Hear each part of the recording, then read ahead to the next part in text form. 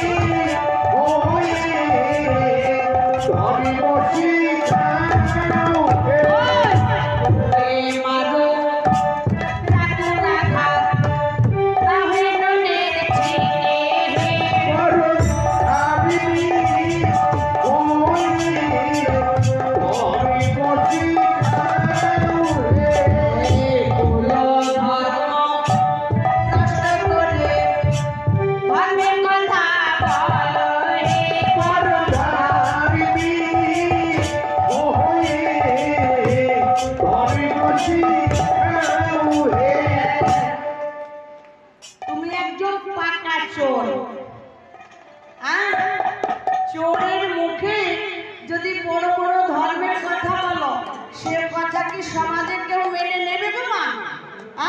তো চোরের মুখে ওই লম্বা লম্বা কথা বলো না, ডেকে নিয়ে এসে আমাদের সঙ্গে রসিকতা। গোবিন্দ বললেন, হে ব্রজ সুন্দরীগণ, তাহলে এই ঘোর অন্ধকারে কেন এসেছো বলো? বলো। ব্রজগোপী তারা সবাই দুটি হাত বাড়িয়ে বললেন, হে গোবিন্দ, একটু শোধা দাও, শোধা দাও, শোধা দাও, শোধা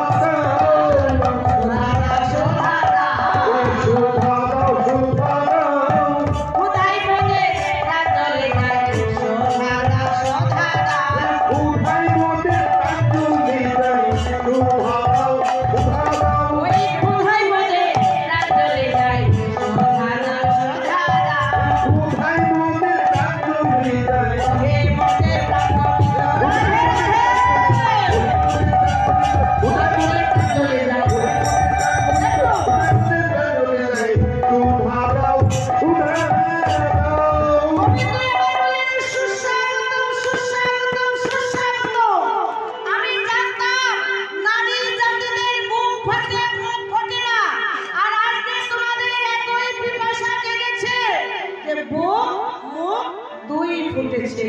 হে ব্রজ সুন্দরীগণ, পূর্বে যে আমি তোমাদেরকে কথা দিয়েছিলাম সে কথা আমার মনে আছে। এসো রাসমঞ্চ তৈরি করি। এই রাসমঞ্চে আজ আমি রাসমঞ্চে নৃত্য করে তোমাদের মনোবাসনা পূর্ণ করব।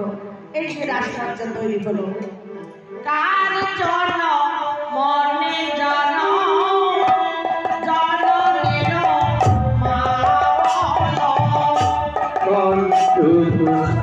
মনি যত জননীর মনি যত জননীর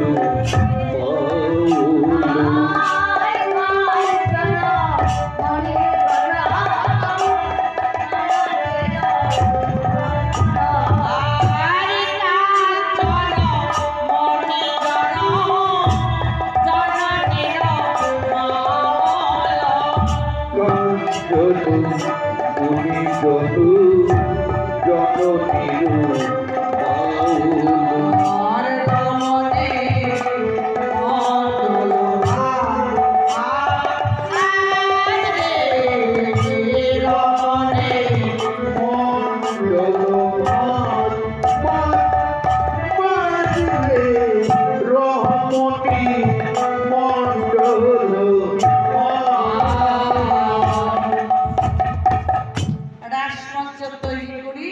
এবার রমণীদের মাঝখানে আমার গোবিন্দ, হ্যাঁ, শারদ পূর্ণিমায় শ্রী রসমণ্ডলে রাস লীলায় পূর্ণিমা